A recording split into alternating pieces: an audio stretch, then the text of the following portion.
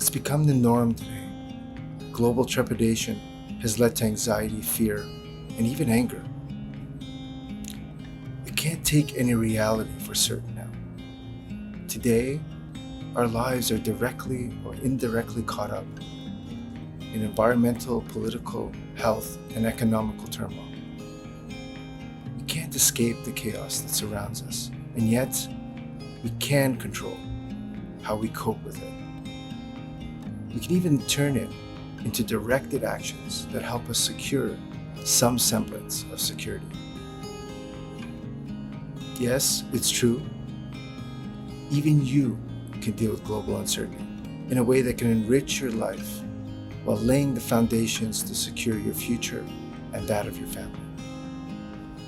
Welcome to another application of the H.O.P.E system, originally released in print on July 1st, 2022.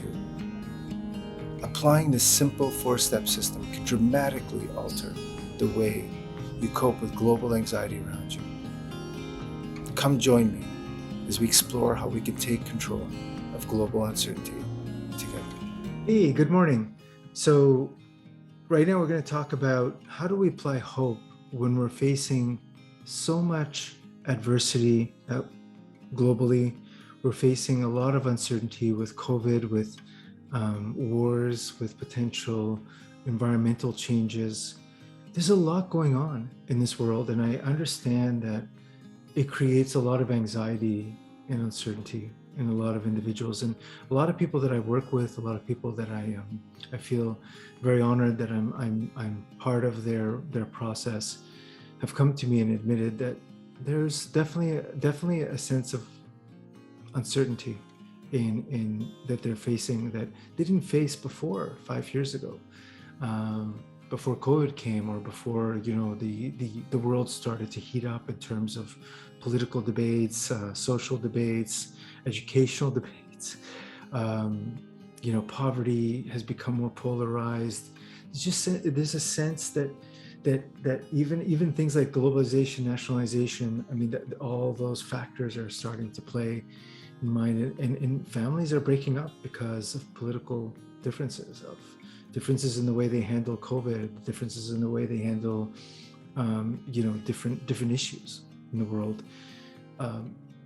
It really has become a more uncertain world. So I think that our sense of what we're going through is not really based on some fake reality. It's actually based on a reality that, yes, we are moving towards a more uncertain world. Now, relative to the past, is it more uncertain? I don't know. It's not relevant. I think what's relevant is that there is that sense of uncertainty. So how do we use hope to address that? Now, as if you've seen any of my past videos, you know that hope is just a platform, just a basis. It's a four-step system that I use to address many different issues in work, home, just family, kids, whatever, my own self.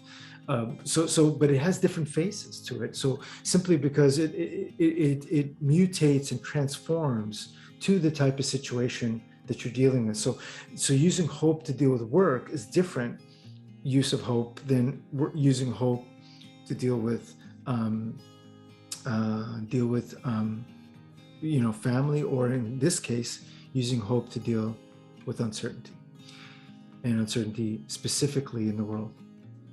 So in this particular example, we're going to run through the four-step system: hold, observe, process, empower. We're going to run through it, but the examples are going to be using are centered around how do you deal with uncertainty in the world, in a sense of the fact that the world is changing at a very rapid pace, and making most of us, some of us are fine, but most of us are quite uncomfortable with that. And I'm in that boat, obviously. And I love change.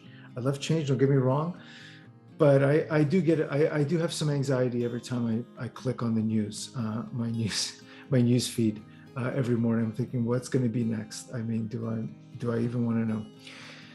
So that being said, let's talk about global uncertainty and hope. And the first thing is you do, if you recall if you've seen any of the previous episodes, first thing you want to do is understand how that uncertainty plays within us. So the first thing that happens is, of course, there's going to be a thought. So a thought usually can be coming from a news article, in my case, right? I read something, and then all of a sudden I think, oh, wow, I got to sell my stocks and buy gold because, the market is going to just flood. It's over. Reality, no, right? Likely not. I mean, nobody knows 100%, but likely not. I don't know. But at the same time, it's like, my thoughts start to spark. I begin to feel uncertainty, and that could lead, if I'm not careful, to some really rash actions. Okay. Like buying up all the toilet paper I see in the store, but I don't really need it, right? Or selling all my stocks because I feel like the market's, that's it, it's over. Or even being more fearful to do things in the world because I'm afraid that life is going to change and I got to be careful, or maybe quit a travel, or not even go to a place to travel to a place because I'm worried about it. Those are things that have real tangible effects on our lives, and that how the global uncertainty happening today can really detrimentally affect our lives. And I think that's really important, that we ensure that we can live our lives in a way that is positive, effective, beautiful, at the same time understanding that there is a sense of uncertainty in the world, that we need to take certain precautions, but appropriate precautions to it. And that's what this hope exercise will hopefully do. Will allow you to sort of not say, oh no, there's no uncertainty in the world. Absolutely, the uncertainty in the world has gone up, okay? But it'll help you temper your actions so that you're taking appropriate precautions, appropriate controls, and you're not overdoing it one way or the other, either completely avoiding it, right? Or taking it full on. So, first step, hold those thoughts. Because the minute that we watch the newscast, or the minute we start thinking about uncertainty, or start, feeling uncertainty, a lot of times we feel it before we think it, even though we did think it ahead of time. We'll talk a bit about that. There's a lot of courses on the neuropsychology, neurophysiology of this, and the psychological aspect of this. But let's focus on the fact that, for most of us, we're just going to feel that anxiety after we read a newspaper article, or we hear a story, or we see something about it, or we just simply think about something happening in our life that makes us uncertain. The main goal is to stop that thinking, to stop that judging. Because one way or the other, if our mind is unsettled, it's always going to be it's always going to lead us to the most non-optimal result. And that's key. That's important. So even if you say, you know what, I didn't have a negative emotion from that uncertainty, well, that means you may have just put it under the cover, right? You may have said, you know what, I'm not going to have these emotions. I'm not going to feel anything. Boom.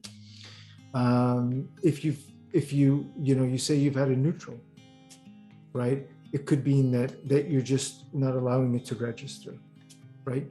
So it's always important that you don't try to classify, judge, place your experience into any one of these buckets. Just hold, stop thinking.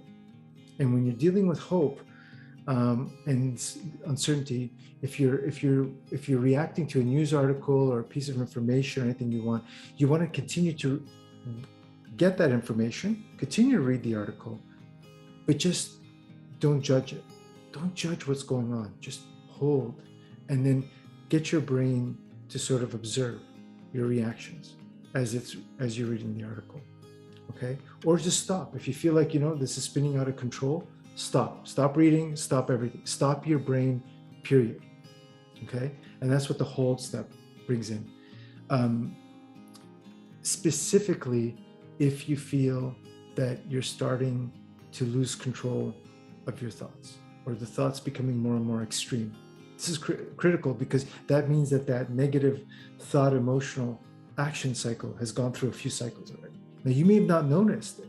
It may have happened so internally that you only notice that now you're like thinking like, oh, I gotta fill in my pantry with food, or I gotta cancel this trip to a part of the world or whatever. No, that's you've once you've gotten there, that means you've let it go too far. Okay. And so you just have to, like, again, really take that discipline and holding yourself, holding your thoughts, holding judgments, and just let those emotions sort of let that cycle, that negative cycle, come to a close. Now, as that happens, as if you've seen any of my previous episodes already in my books, that's where the emotions will actually start to surface. That's the second stage of hope, where you sick your mind to observing what's going on. If your mind's not doing anything, because you need to get your mind active.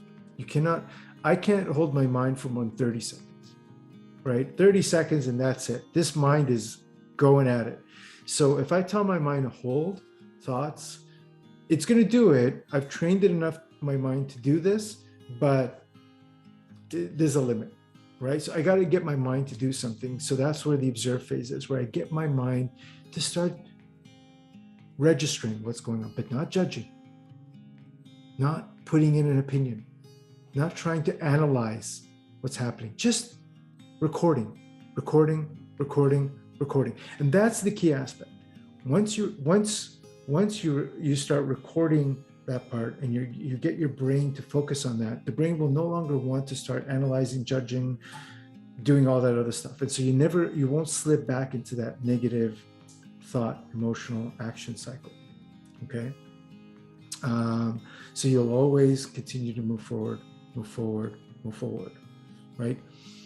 The key element with observing is that you may think that, oh, well, now I'm in a safe space, now I'm going to start to calm down. What you'll find is, as you calm down, your emotions begin to surface. And why is that? Think about your emotions as like a turtle, okay? Or a tortoise under a shell, a big shell, right? They're hidden inside the shell. They want to come out, okay? Emotions want to come out. They want to stick their head out, they want to stick their arms out, and they want to move. They want to get out. Okay, it takes time for them to move. It takes time for them to stick their heads out, but they want to do it. Okay. But if the climate is too dangerous, if people are going to react to them, if your brain's going to react, if everything's going to react to them, then they're just going to stick it back into the shell and walk away. And that's dangerous. You don't want that, because that's where you're going to get into a situation where one day you'll just react out of it so explosively you won't even know, because the negative cycle will happen so quickly that it'll come out as an action, a negative action. You don't even feel the emotion anymore, right? It's just bang. You're either going to do something hurtful to someone else or to yourself, or do something you might regret, right? So that's really important for you to focus on getting your mind to observe and getting those emotions to surface. Now, there's a lot of theories about why this works and why this happens, and we're not going to get into it here. Okay, it's too much, it's too big for us, and it needs its own series of episodes to talk about why touching your emotions heals you. But the key element here is that you're giving yourself the space to be present in what you're feeling. Because what you're feeling, no matter how irrational it may be, no matter if the fact that you feel like it's based on something reality or not, it's still something you're feeling, and it's real in and of itself. The feeling itself is real. Whatever the rationale is, may or may not be real. That's not relevant. What's relevant is that you're feeling it. And so when you sit and you're present in that feeling, and you're no longer judging it, you're no longer trying to spin that negative thought, emotional action cycle, you just can feel it and just let it flood you. And there's an episode where I recommend you to read. You can click on it on the top, that talks about, the whole hope process in a bit more detail, so that you can understand how we can use hope more effectively. But for the most part, you want to basically get into the situation where you can just observe and let those emotions, let those feelings flood, okay? And get to figure out what those feelings are. And if you're dealing with uncertainty, a lot of those feelings are going to be are fear-based emotions, right? It's the lack of security. It's a lack of foundational stability type of emotions and feelings that will happen. Okay, and at the source of it could be emptiness, feeling of like I can't do anything, of helplessness, of the sense of like hopelessness in the world, that this world is all going to crash down over our heads, and that there's nothing I can do about it. So you're going to get a lot of powerful emotions, because this is very existential. What's happening with uncertainty in the world has a very existential effect on us. It affects our lives in very fundamental ways. If it's one thing for terrible things to happen to us or to the world or whatever. It's another thing if our lives get ripped out from under our feet, right? That's a very existential thing. And that's what you're dealing with uncertainty on a global level. And that's why I want to address that issue, because I don't think, from my interaction with a lot of people, they don't take it seriously enough, that the effect that it has on them. It's quite a big effect, because it's not saying, oh, I'm going to have a bad day, I'm going to get fired. Okay, you can get fired from work. You have another job you can get to. Okay, I lose a friend. Okay, that's horrible, that's terrible, but you can meet other friends, right? I have a bad, situation. You can deal with that situation. You can't deal with, your whole world being ripped apart, because there's no more society. There's a big war. We're trapped, under our basements while shells and bombs are all over us, right?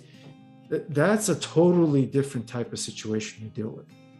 And that's what we're hearing from the news. That's what, or earthquakes, fires rampaging all over us, or diseases like COVID, or viruses like COVID, like going all over. And there's new viruses coming out every single day, rampaging us. All those are life-altering type of situations that none of us have any control over. Nobody has any control over. We can change some directions, but we can't really control it. And that's where the uncertainty arises. Uncertainty arises from two things, okay? Primarily, there's a lot of factors. From number one, something that can threaten your existence, your life, your stability, and the lack of control. You can't do anything about it, okay? That creates a sense of severe uncertainty, okay? And what you gotta do is you gotta wrap that uncertainty, you gotta grab it, okay? And you gotta pull it in. And you gotta say, no, there is something I can do. There's something I can do today, something I can do tomorrow, and there's something I can do in the near future. Do it. And that's what the HOPE process will help you do, okay? It'll help you snap it back and own it. You own it. You own this uncertainty. You can do something about it. Okay, we're going to talk a bit about that as we go through this. So we've observed, we're feeling our feelings, that anxiety, that absolute and total fear that we're going to lose everything and there's nothing we can do about it. And as you start touching that, you're going to get a sense of calm, and your brain's going to get more and more settled, right? And that's where you give your brain a nice gift, right? Tell your brain, hey, time to start thinking again. We're in the process phase of HOPE, the third step, where now we got to process all this information so that we can build empowering actions out of it. That's the fourth phase, empowering. And again, this is very, very critical. Now, for those of you who are questioning, why am I talking about my brain like it's something different than me, right? You'll have to go read about my and listen to my brain, My Body Is Not Me series, where I talk a bit about my physicality and how I believe, and I'm becoming more and more certain as I go through this life, that my physicality is not really who I am. It's a tool in which I use to express who I really am.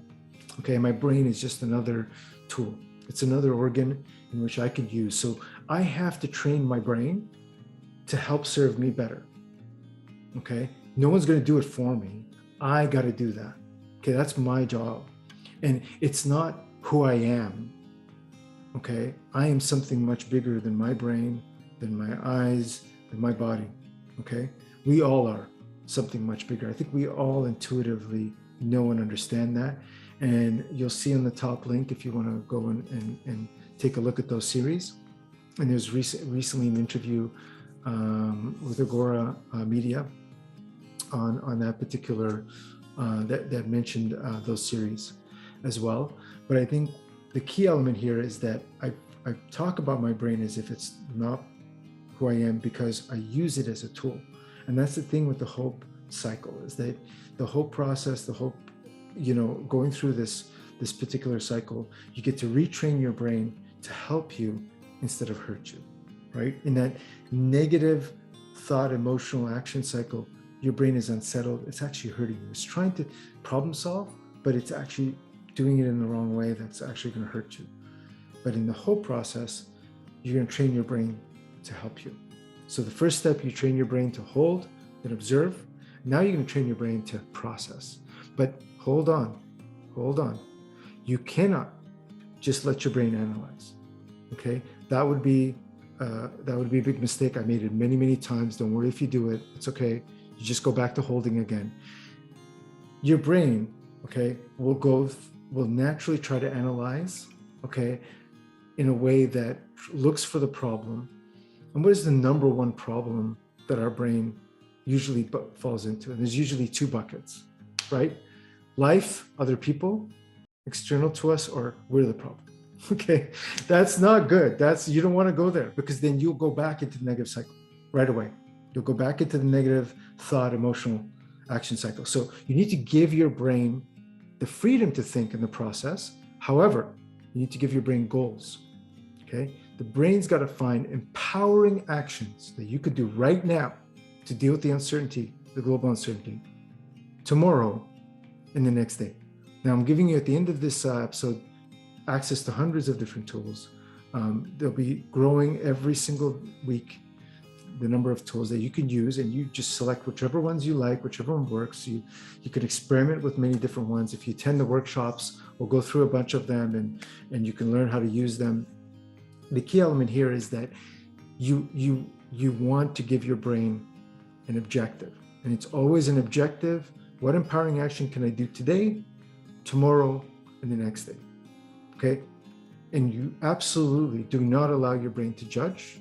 You do not allow your brain to take any kind of derogatory analysis or even positive analysis. Nothing. Just focus on getting me these three different buckets of actions, okay, out of this process phase. That's your job, Mr. Brain or Mrs. Brain, right? That's what you got to do, okay? Once you do that, you get into the focus. Your brain starts training to look for solutions that lead to empowering actions. Okay, it's got a reason to think. So it'll start filtering out the information that you've learned about what emotions surface, what thoughts we're having about the uncertainties that will then lead to these actions. Okay, so the brain is very good at doing its job when you get it, when you give it its parameters, and you tell it what it needs to do, and you give it a good goal, an achievable goal. Now, as you get to the process phase, you're going to start dealing with, where is this uncertainty coming from?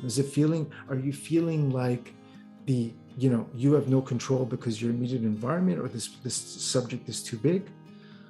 And you also have to deal with what could possibly happen with you. So as I mentioned before, if you recall, two major elements that make us feel uncertain is the one that, hey, this is going to threaten my existence. And number two, I can't do anything about it.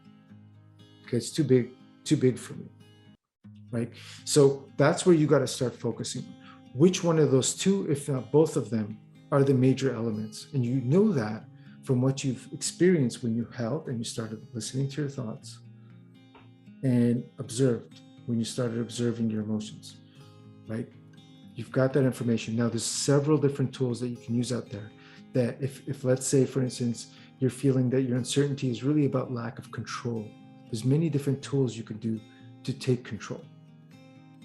If you're feeling that, oh no, my uncertainty is really about like just fear of like losing everything, okay? Well, there's a lot of different tools you can use to empower yourself so that you feel more certain about not losing everything, okay?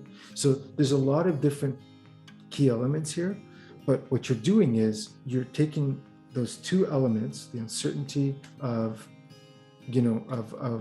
something happening to you and you not being able to do something about it, and now you're inserting yourself into it.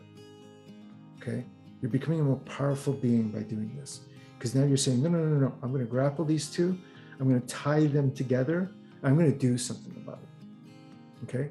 It's not going to be the end all and be all, but it's going to be enough for me to walk away from my uncertainty in a positive, empowering way. Right?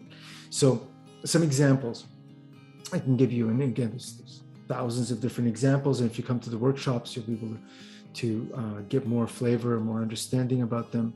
Let's say if I'm afraid a war will come up, okay? There's two things about a war that make it really critical, a world war.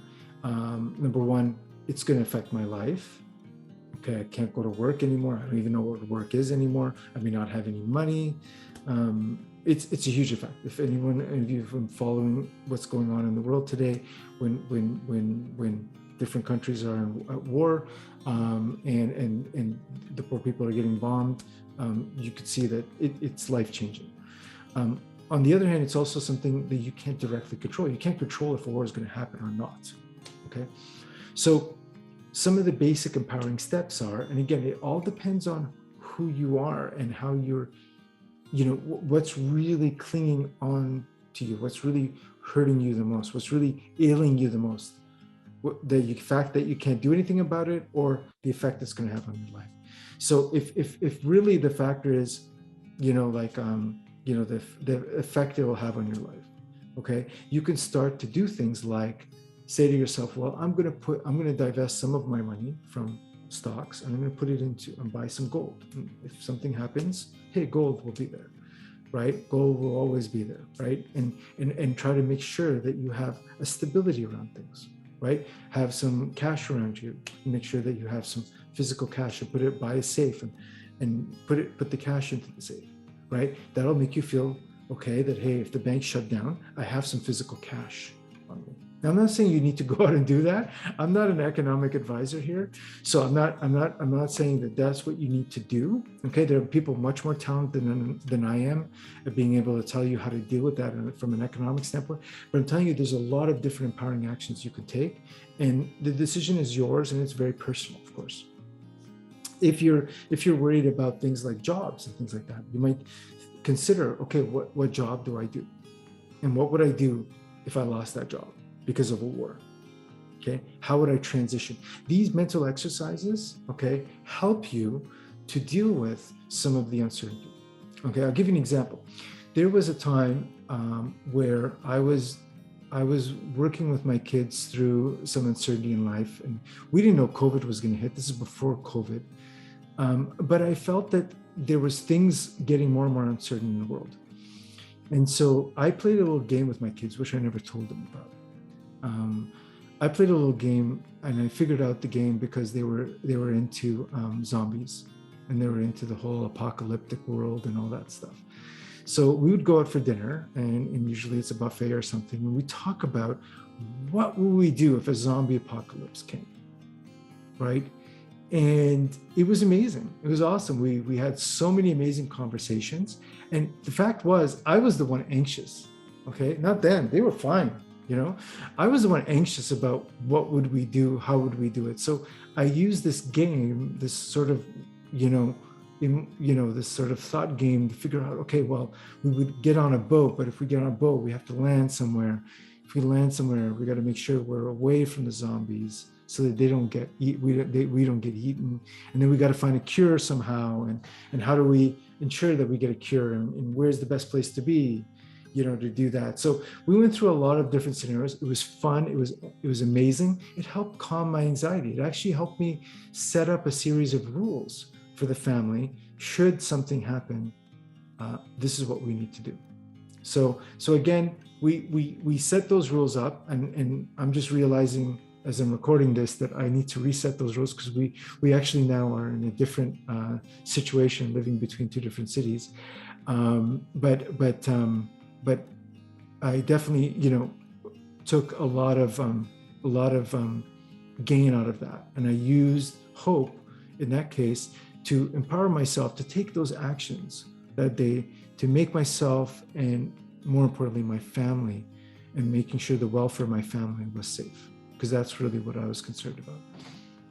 And really, it was fun. It was a lot of fun, and I love those moments that I had with the kids. By the way, these are teenage kids, just so you know, they were not younger kids. They wouldn't be watching zombie movies if they were young. But as teenagers, I mean, obviously, those of you who have teenagers know that this is very big today.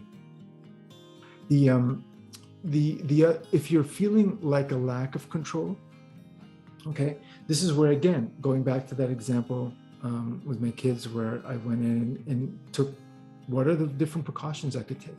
What are some of the family rules I can put in? You know, you could do that today. You can write those rules down. You can talk to your wife or your husband or your kids about them. You can brainstorm about those things, right? In a positive way, you know, just like you do a fire drill, right? You got a fire drill at school or at work or whatever. You know, if you got a fire, this is what you do. It's the same thing. You're not saying anything's going to happen. You're saying, guys, you know, something did happen. If a school shooting happened or whatever happened, this is what we're going to do, right?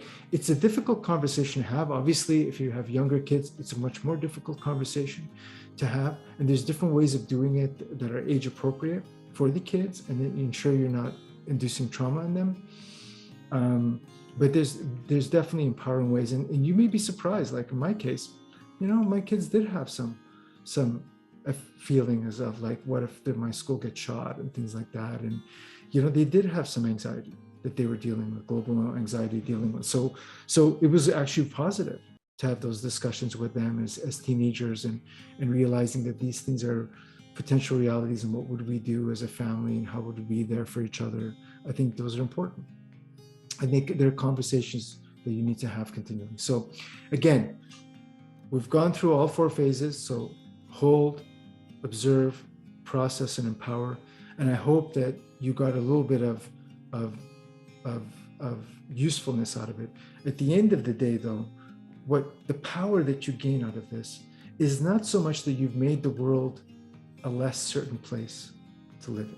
It's not so much that you've somehow managed to get a grips on, you know, school shootings or global pandemics or global war. It's not so much that you've even stopped them from even happening, right? It's that you've taken control of your life in a positive and empowering way. And that makes you a stronger person. That makes you a stronger leader. That makes you a stronger parent. That's the key element of this, right? Because once you take that step, once you can deal with something as big and gigantic and existential as that, you can start dealing with some of the smaller things in your life that are happening, some of the things that you can have even more of an effect on in your life.